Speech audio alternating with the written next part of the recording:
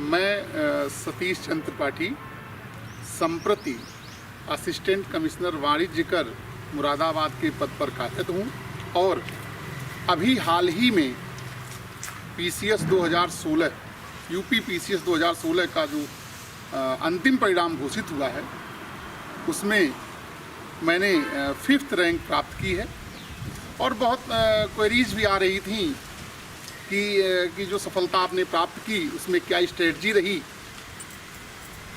आज हमारे साथ दिल्ली नॉलेज ट्रैक की टीम है, उनके साथ मैं ये शेयर करूंगा कि ये सफलता मैंने कैसे अर्जित की है और मेरी क्या स्ट्रेटजी रही।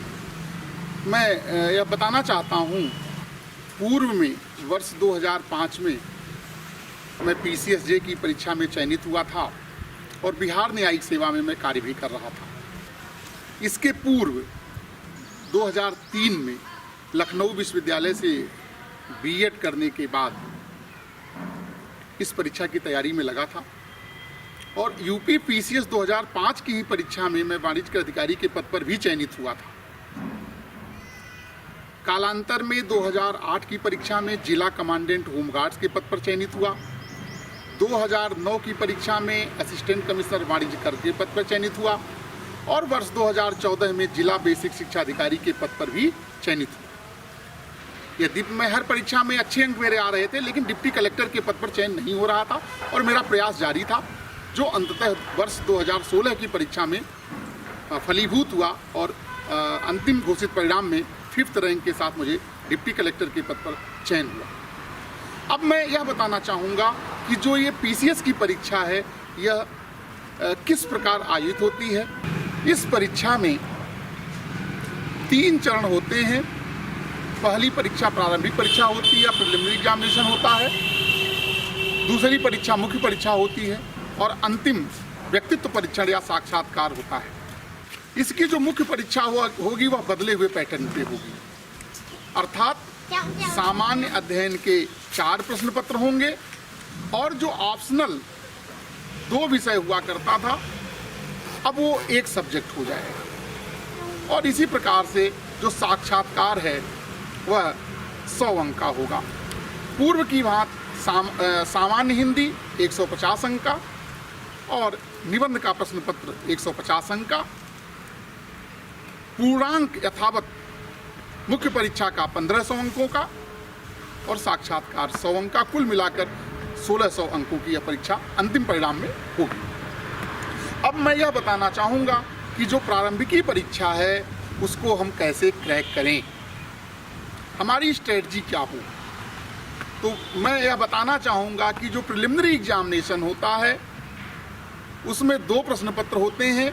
एक तो सामान्य अध्ययन प्रथम का होता है जो 200 अंकों का होता है और एक 150 क्वेश्चंस आते हैं।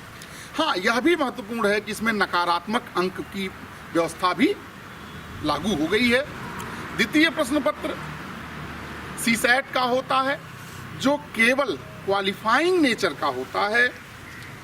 इसके अर्थात इसके जो अंक हैं वह अंतिम मेधा सूची बनाने में कोई योगदान नहीं करते हैं।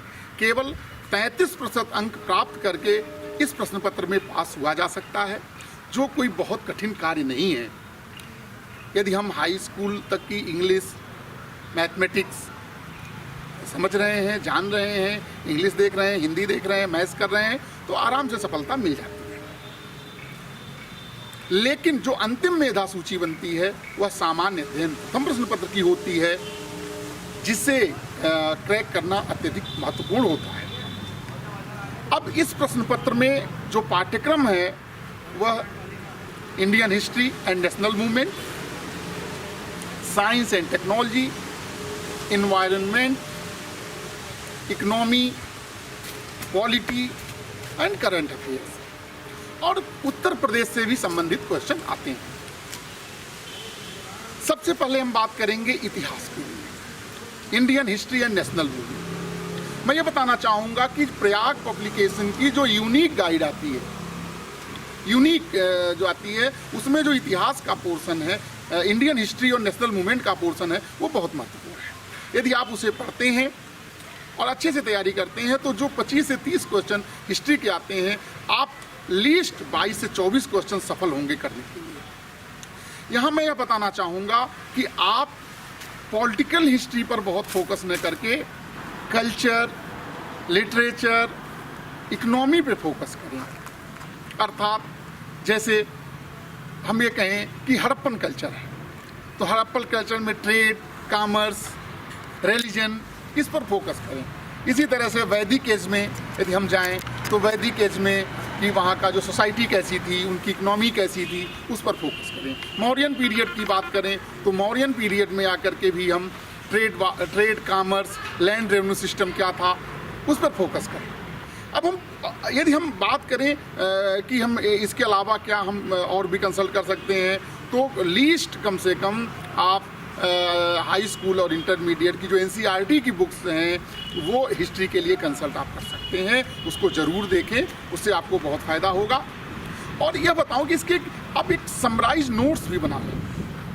जो स्ट्रेटजी होनी चाहिए, यह नहीं कि आप 11th आवर में यदि मान लीजिए एग्ज़ाम 10 दिन बाद है, 15 दिन बाद है, तो आप बुक कंसीडर कर रहे हैं। नहीं, उस समय आप एक जो नट सेल में कंटेंट्स हैं उसको अपने हैंड राइटिंग में नोट्स बना लें और एग्ज़ाम के पहले उसे रिवीजन करें।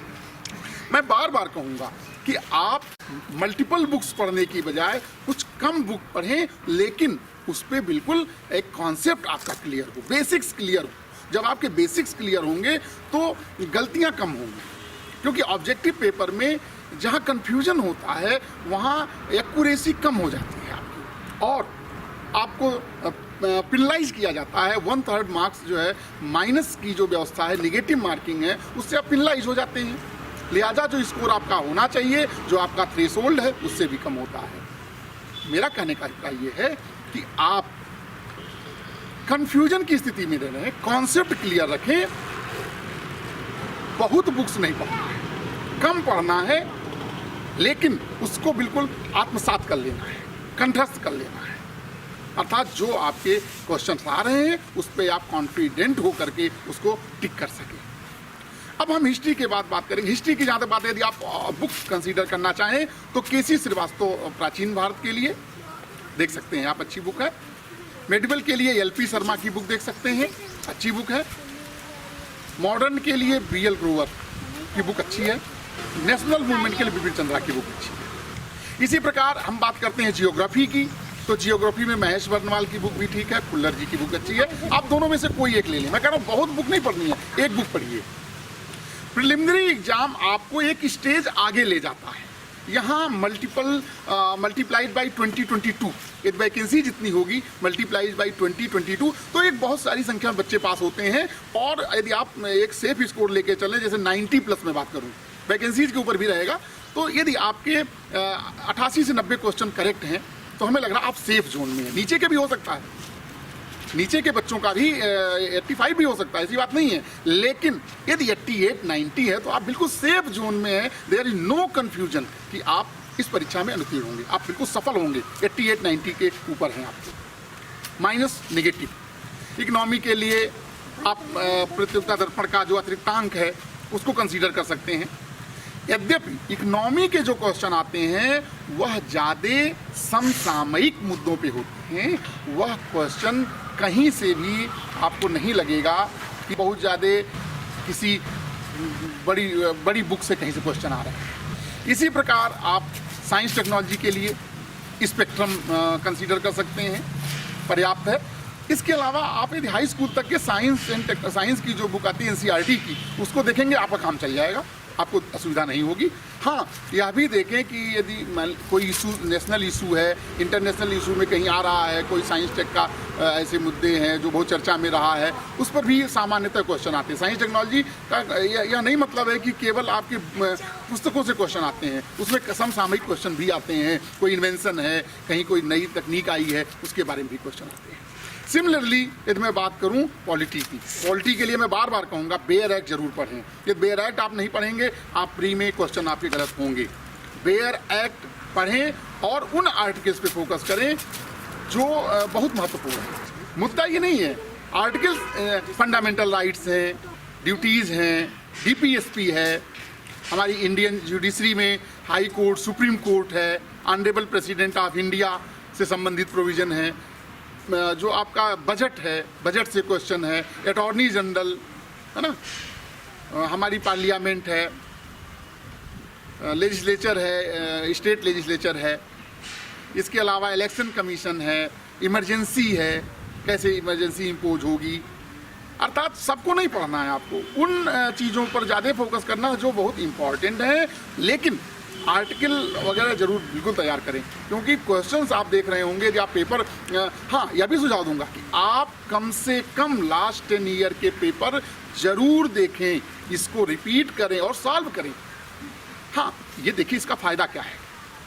इसका फ़ायदा ये है कि आपको एक जो क्वेश्चन पूछने का मोड है वह क्लियर हो जाएगा कि how commission is asking questions, उसकी क्या डेप्थ है, उसके क्या ट्रेंड हैं, आपको एक आइडिया लग जाएगा। इसी आधार पर मैं बता रहा हूँ कि यदि आप आर्टिकल्स वगैरह बढ़िया से नहीं पढ़ रहे हैं तो क्वेश्चन गलत होंगे, क्योंकि वहाँ कंजेक्टिव जो आर्टिकल्स आते हैं कि इसमें एक संबंधित किससे है, इसका प्रोविज़न किस आर्टिकल में है, तो पता चला वहाँ पास के 3-4 आर्टिकल दिए हुए हैं, अनुच्छेद दिए हुए हैं, वहाँ आप जो है गलत कर देते हैं। इसलिए पॉलिटी में बेयर एक्ट पढ़ें, और यदि आप जब मुख्य परीक्षा के लिए जाएं तो डॉक्टर JN पांडे की बुक बहुत अच्छी है, आप उसको कंसीडर करें। मुख्य परीक्षा के लिए वो रामबाण आपके लिए साबित होगी।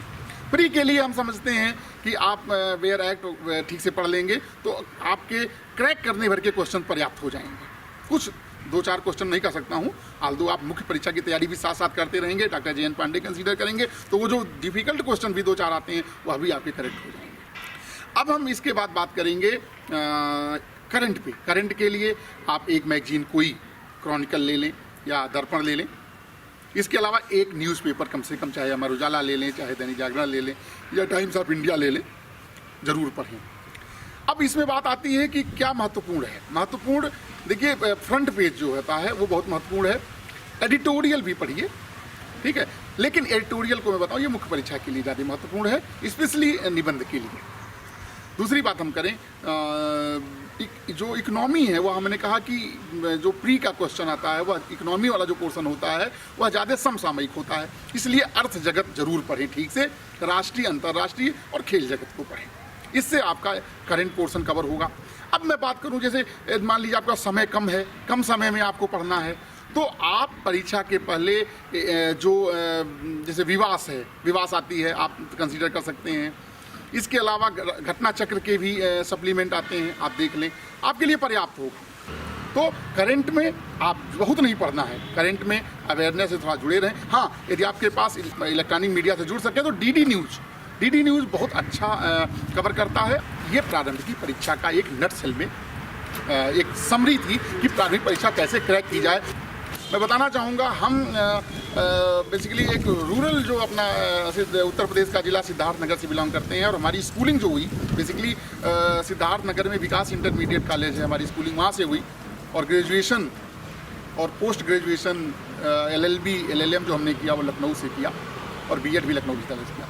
लेकिन हमने एक एम बनाया, हम जब अपने घर से आए ग्रेजुएशन करने के लिए, एक एम बनाया कि नहीं हमें सिविल सर्विसेज में जाना है, तो हमने देखिए न्यूज़पेपर को साथ जोड़ा।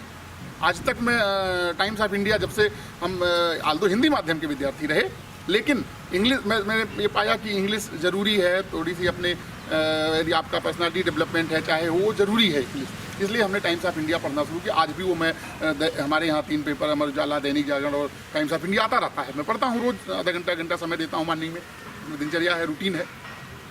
तो मैं ये कहना चाहूँगा कि आप भी, अब हम प्रिलिमिनरी एग्जामिनेशन को पीछे छोड़ते हुए, चूँकि ये क्लियर कर लिया हमने, मान लीजिए अब हम मुख्य परीक्षा की ओर आते हैं। हाँ, ये बात बताऊँ कि मुख्य परीक्षा जो होती है ये इसके लिए समय कम मिलता है। परिणाम आया, सपोज कि अभी आप मार्च लास्ट में रिजल्ट आता है,